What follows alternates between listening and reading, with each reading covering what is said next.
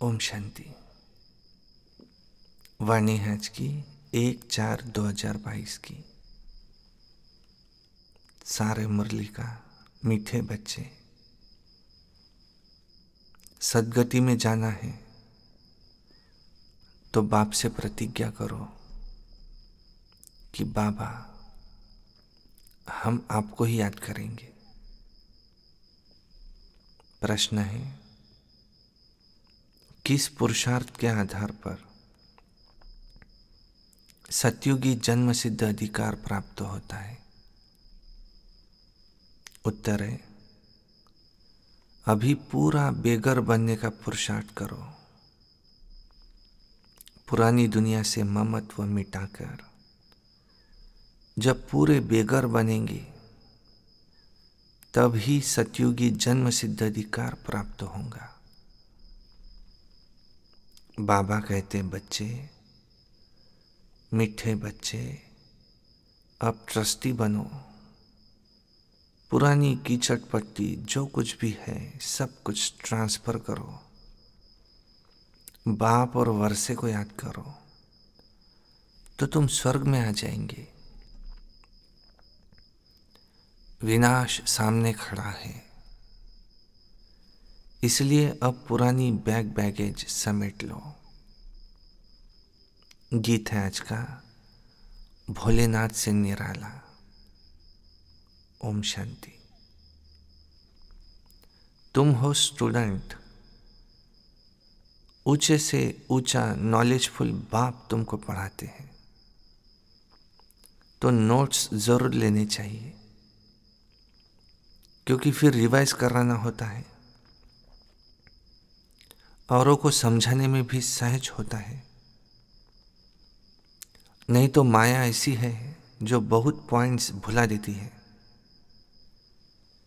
इस समय तुम बच्चों की लड़ाई है माया रावण के साथ। जितना तुम शिव बाबा को याद करेंगे उतना माया भुलाने की कोशिश करेंगी।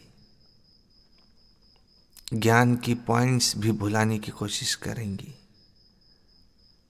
कभी कभी बहुत अच्छी पॉइंट्स याद आएंगी और फिर वहां के वहां ही गुम हो जाएंगी, क्योंकि यह ज्ञान है नया। बाप कहते हैं, कल्प पहले भी यह ज्ञान तुम ब्राह्मणों को दिया था। ब्राह्मणों को ही अपना बनाते हैं ब्रह्मा मुख द्वारा।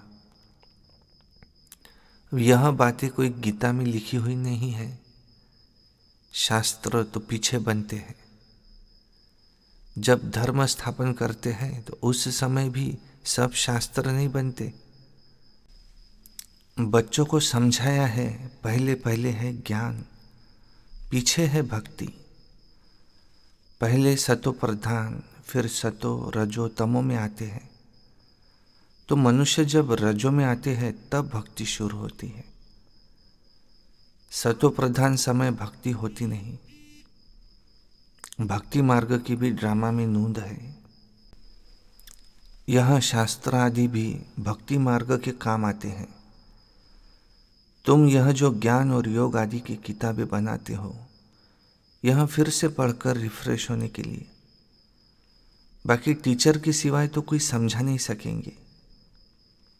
गीता का टीचर ही है श्रीमद् भगवान। वह है विश्व का रचयिता। स्वर्ग रचते हैं। जबकि वह सबका बाप है तो जरूर बाप से वर्षा स्वर्ग की बादशाही मिलनी चाहिए। सतयुग में है देवी देवताओं का राज्य। अभी तुम हो संगम युगी ब्राह्मण। विष्णु के चित्र में 4 वर्ण दिखाते हैं ना, देवता, क्षत्रिय, वैश्य, शूद्र, और 5वां वर्ण भी है ब्राह्मणों का। लेकिन उन्हों को यह बिल्कुल भी पता नहीं है। ऊंचे से ऊंचा है ब्राह्मणों का वर्ण। ऊंचे से ऊंचा परमपिता परमात्मा को भी भूल गए हैं। वह शिव है ब्रह्मा विष्णु शंकर का रचयिता। त्रिमूर्ति ब्रह्मा कह देते हैं, परंतु इसका तो कोई अर्थ ही नहीं निकलता। अगर ब्रह्मा विष्णु शंकर तीनों भाई हैं तो उन्हों का बाप होना चाहिए। तो ब्राह्मण, देवी देवता और क्षत्रिय, वो तीनों धर्मों का रचयिता एक है निराकार बाप, जिसको गीता का भगवान कहा जाता है। देवताओं को भी भगवान नहीं कह सकते, तो सोचो मनुष्यों को कैसे कह सकते। ऊंचे ते ऊंचा वह है शिव बाबा, फिर सूक्ष्म वतनवासी ब्रह्मा विष्णु शंकर, और फिर इस वतन में पहले पहले है श्री कृष्ण। पहले पहले शिव जयंती गाई जाती है, त्रिमूर्ति जयंती कहाँ दिखाते नहीं, क्योंकि तीनों को जन्म कौन देते हैं यह कोई को भी पता नहीं है। यह बाप ही आकर बतलाते हैं। ऊंचे ते ऊंच वह है विश्व का मालिक, वह है नई दुनिया का रचयिता। स्वर्ग में ये लक्ष्मी नारायण राज्य करते हैं। सूक्ष्म वतन में तो राजधानी का प्रश्न ही नहीं है। यहाँ जो पूज्य बनते हैं उन्हों को ही पुजारी बनना है।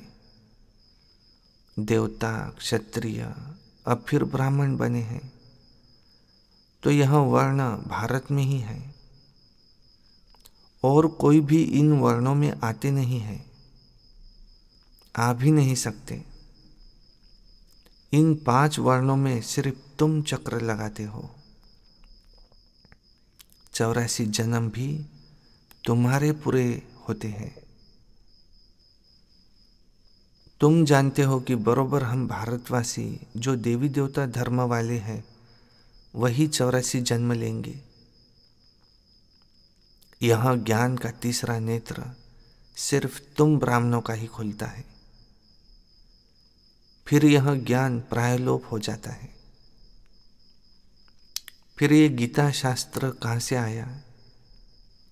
क्राइस्ट जब धर्म स्थापन करते हैं तब कोई बाइबल नहीं सुनाते हैं, वह तो धर्म स्थापन करते हैं पवित्रता के बल से। ये बाइबल आदि ये तो बाद में बनते हैं। जब उनकी वृद्धि होती है तब ये चर्च आदि बनाते हैं। वैसे ही आधा कल्प के बाद फिर भक्ति मार्ग शुरू होता है। तो पहले पहले है अव्यभिचारी भक्ति एक की, फिर है ब्रह्मा विष्णु शंकर की, और अभी तो देखो 5 तत्वों की भी पूजा करते रहते हैं। तो इसको कहा जाता है तमो प्रधान पूजा। अब वह भी होनी जरूर है। भक्ति मार्ग में शास्त्र भी चाहिए। देवी देवता धर्म का शास्त्र है गीता। ब्राह्मण धर्म का कोई शास्त्र नहीं है।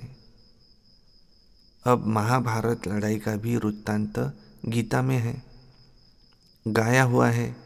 रुद्र ज्ञान यज्ञ से विनाश ज्वाला निकली, तो जरूर जब विनाश हो तब तो नई सतयुगी राजधानी स्थापन हो। तो भगवान ने यह यज्ञ रचा है, इसको रुद्र ज्ञान यज्ञ कहा जाता है। ज्ञान भी शिव बाबा ही देते हैं। भारत का शास्त्र वास्तव में एक है।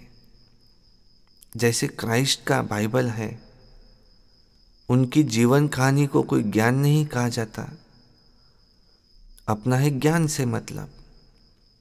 तो ज्ञान देने वाला भी एक है, वही मालिक है विश्व का, बल्कि उनको ब्रह्मांड का मालिक कहा जाएगा। सृष्टि का मालिक वह नहीं बनते। तुम बच्चे सृष्टि के मालिक बनते हो। बाबा कहते हैं हम ब्रह्मांड के मालिक जरूर हैं। तुम बच्चों के साथ ब्रह्मलोक में रहते हैं। जैसे बाबा वहाँ रहते हैं, हम भी वहाँ जाएंगे तो हम भी वहाँ के मालिक ठहरे।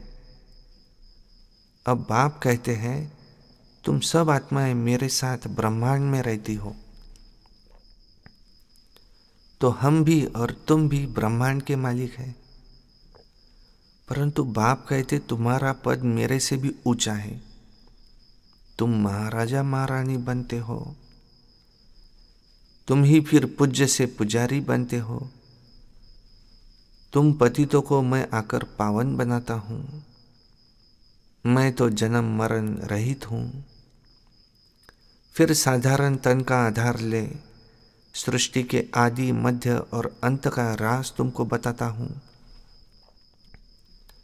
ऐसा कोई भी विद्वान पंडित नहीं जो ब्रह्मांड, सूक्ष्मवतन और सृष्टि चक्र के राज को जानता हो, सिवाय तुम बच्चों के। तुम जानते हो कि ज्ञान का सागर, पवित्रता का सागर वो एक परमपिता परमात्मा ही है। उनकी ही महिमा गाई जाती है, तब गाई जाती है जब हमको ज्ञान देते हैं।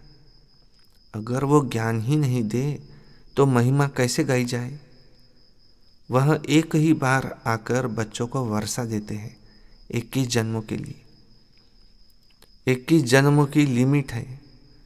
ऐसे नहीं कि सदैव देते ही सदैव के लिए देते हैं, नहीं। 21 पीढ़ी अर्थात 21 बुढ़ापे तक की पीढ़ी, ये बुढ़ापे को कहा जाता है। 21 पीढ़ी तुमको राज्य भाग्य मिलता है। ऐसे नहीं कि एक के पिछाड़ी 21 कुल का उद्धार हो जाएगा। यह तो समझाया है, इस राजयोग से तुम राजाओं का राजा बन जाते हो। फिर वहाँ ज्ञान की दरकार नहीं रहती, वहाँ तुम सद्गति में हो। ज्ञान तो उसको चाहिए जो दुर्गति में हो। अभी तुम सद्गति में जाते हो। दुर्गति में लाया है माया रावण ने। अब सद्गति में जाना है तो बाप का बनना पड़ता है, प्रतिज्ञा करनी पड़ती है। बाबा, हम आपको सदैव याद करते रहेंगे। देह का अभिमान छोड़ हम देही होकर रहेंगे। गृहस्थ व्यवहार में रहते हम पवित्र रहेंगे। मनुष्य कहते हैं यह कैसे होगा। अरे बाप कहते हैं, इस अंतिम जन्म में पवित्र बन मेरे साथ योग लगाओ तो जरूर तुम्हारे विकर्म विनाश होंगे और चक्र को याद करेंगे तो तुम चक्रवर्ती राजा बनेंगे। बाप से जरूर स्वर्ग का वर्षा मिलेगा। डीटी वर्ल्ड सॉवरेंटी तुम्हारा जन्म सिद्ध अधिकार है, सो तुम पा रहे हो। फिर जितना जो प्रतिज्ञा करते हैं, बाप के साथ मददगार बनते हैं, यह तो तुम जानते हो विनाश सामने खड़ा है। नेचुरल कैलेमिटीज भी आई की आई। इसलिए बाबा कहते हैं अपने पुराने बैगेज आदि सब ट्रांसफर कर दो और तुम ट्रस्टी बन जाओ। बाबा शराब भी है, मट्टा सट्टा करते हैं। मनुष्य मरते हैं तो सारी कीचड़ पट्टी करनी घोर को दे देते हैं ना। तो तुम्हारी भी यह कीचड़ पट्टी सब कब्र दाखिल होनी है। इसलिए पुरानी चीज़ों से अब ममत्व मिटा दो, एकदम बेगर बनो। बेगर टू प्रिंस। बाप और वर्षे को याद करो तो तुम स्वर्ग के मालिक बन जाएंगे, जो तुम्हारा जन्म सिद्ध अधिकार है। कोई भी आता है तो उनसे पूछो विश्व का रचता कौन। गॉड फादर है ना। स्वर्ग है ही नहीं रचना। जबकि बाप स्वर्ग रचते हैं तो फिर तुम नरक में क्यों? स्वर्ग के मालिक क्यों नहीं बनते? तुमको नरक का बादशाह बनाया है इस माया रावण ने। बाप तो स्वर्ग का बादशाह बनाने वाला है।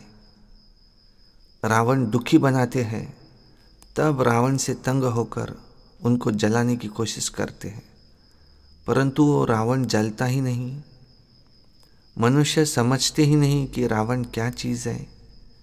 कहते हैं 3000 वर्ष बिफोर क्राइस्ट तो गीता सुनाई, परंतु उस समय कौन सी नेशनलिटी थी वो समझाना चाहिए ना। तो माया ने बिल्कुल ही पतित बना दिया है। कोई को भी पता नहीं है कि स्वर्ग का रचता कौन है। एक्टर्स होते हुए भी ड्रामा के क्रिएटर, डायरेक्टर को न जाने तो उसको क्या कहेंगे। बड़े से बड़ी लड़ाई है यह महाभारत लड़ाई, ये विनाश के लिए है। गाया भी जाता है ना, ब्रह्मा द्वारा स्थापना। ऐसे तो नहीं गाया जाता है कि कृष्ण के द्वारा स्थापना। तो रुद्र ज्ञान यज्ञ ये मशहूर है, जिससे विनाश ज्वाला प्रज्वलित हुई। बाप खुद कहते हैं, मैंने यह ज्ञान यज्ञ रचा है। तुम हो सच्चे ब्राह्मण, रूहानी पंडे। तुमको अब बाप के पास जाना है, वहां से फिर इस पतित दुनिया में आना है। यह सेंटर है सच्चे सच्चे तीर्थ, सचखंड में ले जाने वाले। वह तीर्थ है झूठ खंड के लिए। वह है जिस्मानी देह अभिमान की यात्रा। यह है देही अभिमानी की यात्रा। तुम जानते हो, फिर नई दुनिया में आकर अपने सोने के महल बनाएंगे। ऐसे नहीं कि सागर से कोई महल निकल आएंगे। तुमको तो बहुत खुशी होनी चाहिए। जैसे पढ़ाई में ख्याल रहता है कि मैं बैरिस्टर बनूंगा, फिर मैं ये करूंगा, तुमको भी आना चाहिए कि स्वर्ग में ऐसे ऐसे महल बनाएंगे। हम प्रतिज्ञा करते हैं लक्ष्मी को जरूर वरेंगे, सीता को नहीं। माना सतयुग में आएंगे, डायरेक्ट त्रेता में नहीं। तो इसके लिए बहुत अच्छा पुरुषार्थ करना चाहिए। बाप अब सच्चा ज्ञान सुनाते हैं, जिसको धारण करने से हम देवता बन जाएंगे। नंबर 1 में आते हैं श्री कृष्ण। मैट्रिक में जो पास होते हैं उनकी लिस्ट अखबार में भी निकलती है ना। तो तुम्हारे स्कूल की लिस्ट भी गाई हुई है। ये 8 फुल पास, नामी ग्रामी 8 रत्न है जो कि काम में आते हैं।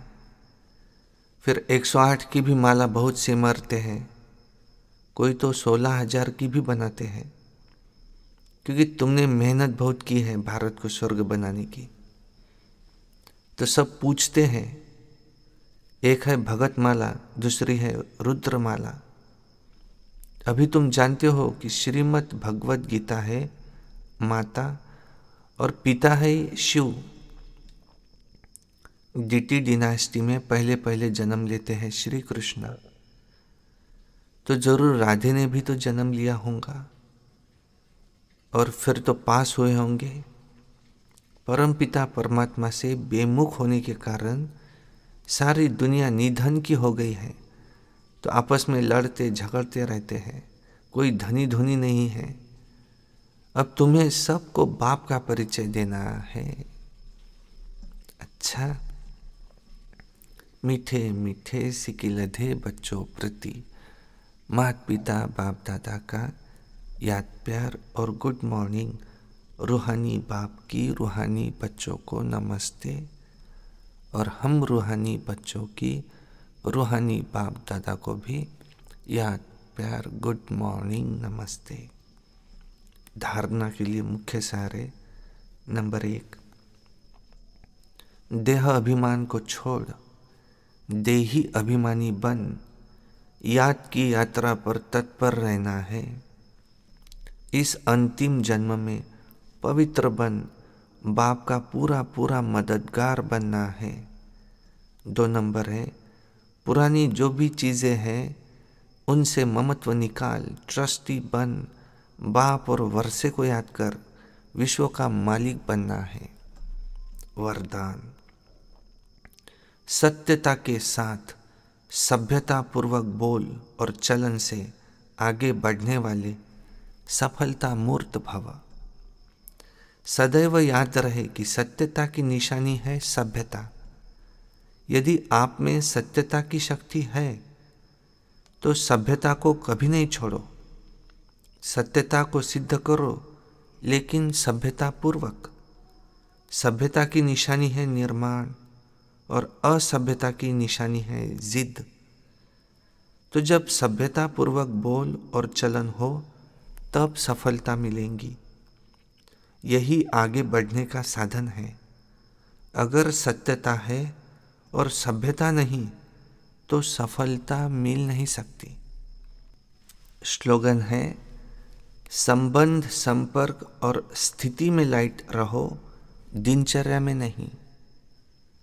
अच्छा, ओम शांति।